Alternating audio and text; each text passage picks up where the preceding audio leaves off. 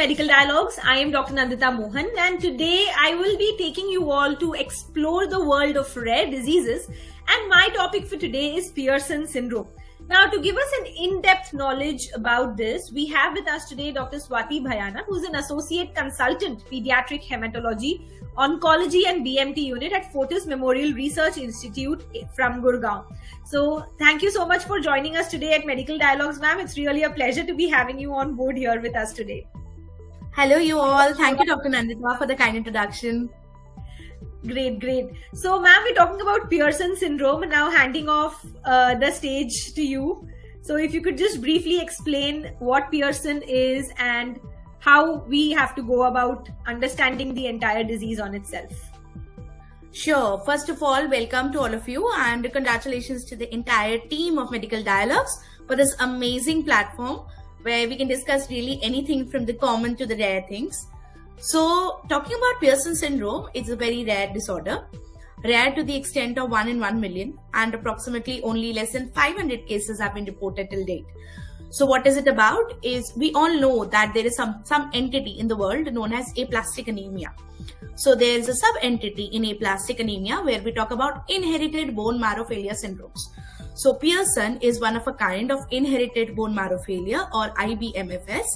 And it is in fact a mitochondriopathy. So in Pearson syndrome, because the mitochondria have a large deletion, because there is a genetic defect, so that defect manifests in the form of an inherited bone marrow failure along with various systemic disorders being affected. As I said, it is an inherited bone marrow failure. So we always think about that it will manifest from day one of life or it will manifest later.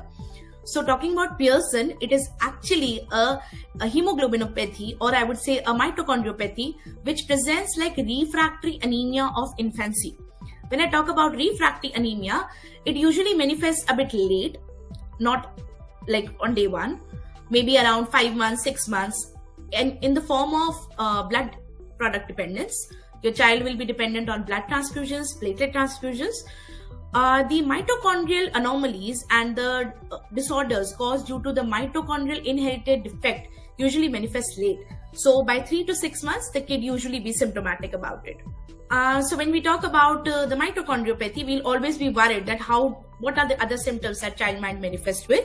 So apart from the bone marrow failure, in which there is a platelet and blood dependence, the child will usually have a refractory metabolic lactic acidosis. There will be recurrent diarrheas.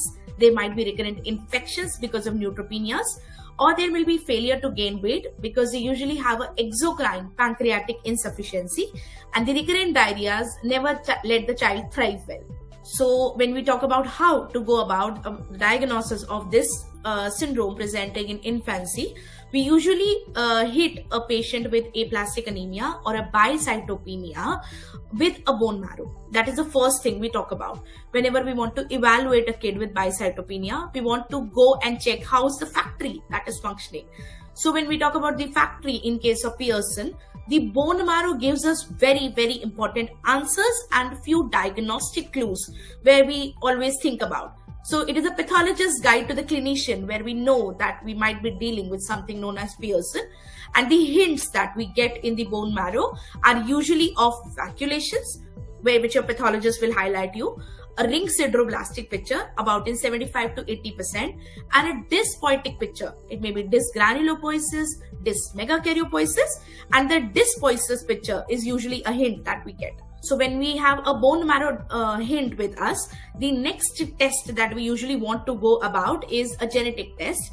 And the genetic test of Pearson is not a usual NGS like any other inherited bone marrow failure. So that's the twist in the story. So whenever you're doubting Pearson, you also have to hit the mitochondrial genetics and mitochondrial genetic analysis.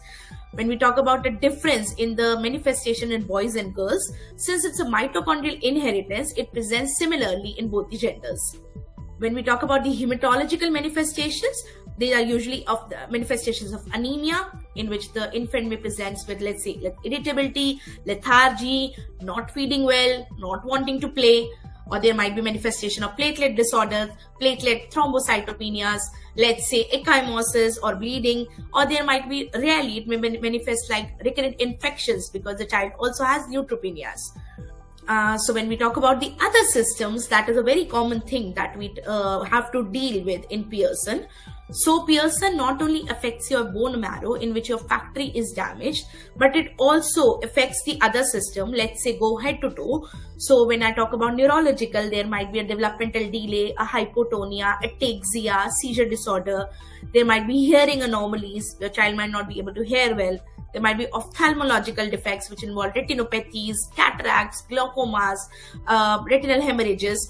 Then there might be liver anomalies. There might be kidney anomalies in which the child may have an early renal tubular acidosis manifesting like a pancreas. Or there might be liver disorders which may include liver failure, cholestasis. Also, one important thing which I want to highlight, that Pearson has a pancreatic insufficiency. So the child usually manifests like an endocrine pancreatic insufficiency or an exocrine. So we usually test them for that in form of amylase, lipase, fecal elastase. So when I talk about this deadly syndromes in which less than 500 cases have been reported, we obviously have to understand that the treatment options are treatment therapies are usually tailor-made, and it is one-on-one experience which people usually devote. So the current treatment options are very limited, and the usual course of this illness is not very promising. So Pearson's, by 3 to 6 years, some Pearson hematological manifestations regress on their own. This is known as a spontaneous resolution type. In the other variants, some have a wavy course and they may manifest later in form of anemia and thrombocytopenia dependence. When I talk about treatment options for the hematological aspects, a very promising treatment option is blood transfusion. Just support them what is not available. Give them GCSF supplementations. Next defect, pancreatic insufficiency. So the treatment option is give them pancreatic supplementation. Next treatment option is about infections, about diarrheas, about failure to thrive. So we usually just supplement with whatever is lacking and try to give them a better life. So when I talk about definitive options, the definitive treatment option is bone marrow transplant, or in the current word, I would say hematopoietic stem cell transplant. So it is a definitive therapy because this is known to cure the hematological aspects and the hematological meagres of the Pearson syndrome. So when we talk about genetic inheritance of Pearson, it's a very atypical thing. So Pearson comes in the variant which is known as single large mitochondrial deletion disorders. So when I talk about single large mitochondrial deletions, the deletion in Pearson is usually over a large mitochondrial DNA defect, and that presents further in like a heteroplasmy inheritance. So some theories propose that the larger the deletion, the more will be the severity of the spectrum.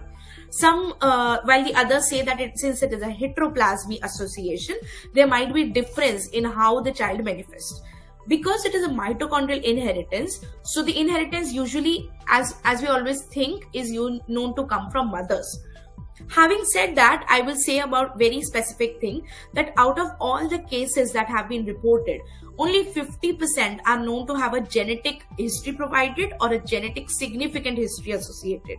So Pearson is also known to happen like a sporadic event, like a sporadically occurring deletion in the mitochondria of the zygote, and that is manifesting as a Pearson syndrome.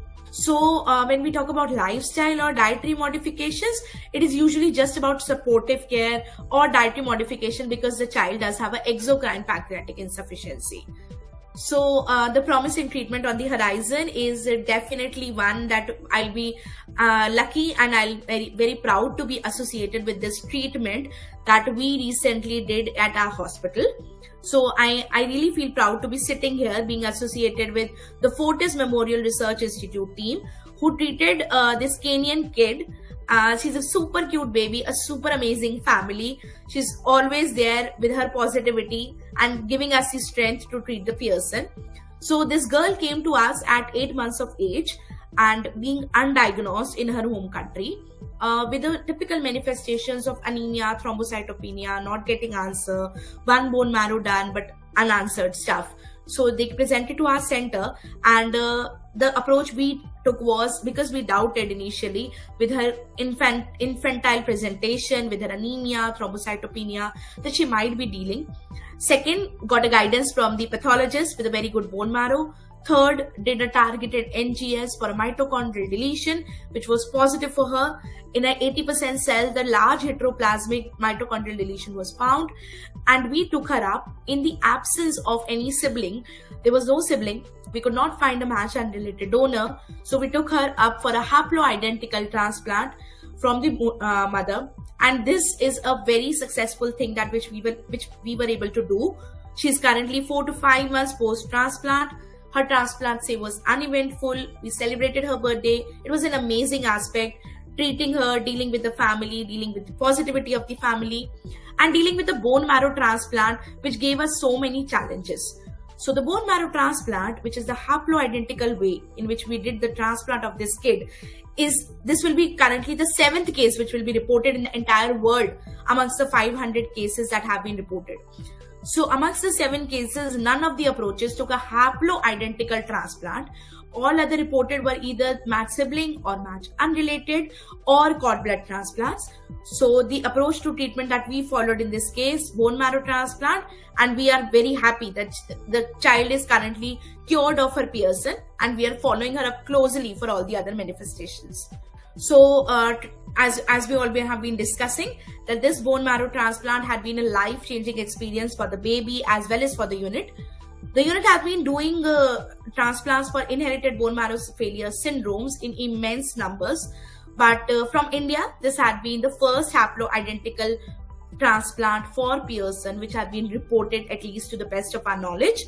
And we really look forward to doing more haploidentical transplants, exploring more donors, and giving them better quality of life for these patients. Thank you so much, Dr. Swati, for such a good explanation, and congratulations to you and your team for achieving this feat. Definitely treating an 8-month-old and identifying, it all narrows down to early identification, and with your team, with special assistance, you were able to diagnose the child at an early stage, so then the treatment was also provided.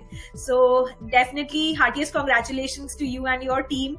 And congratulations once again, and thank you for joining us today at Medical Dialogues and being a part of this rare disease program that we are basically aiming to create awareness so that more and more people come across, get their diagnosis after understanding if they have any abnormality, and then getting the treatment started at an early stage. So thank you so much once again for joining us today at Medical Dialogues. Pleasure is mine, and all. Thank you so much, all of you, for giving us this opportunity. And I'm really glad that we are serving you all with these rare disorders.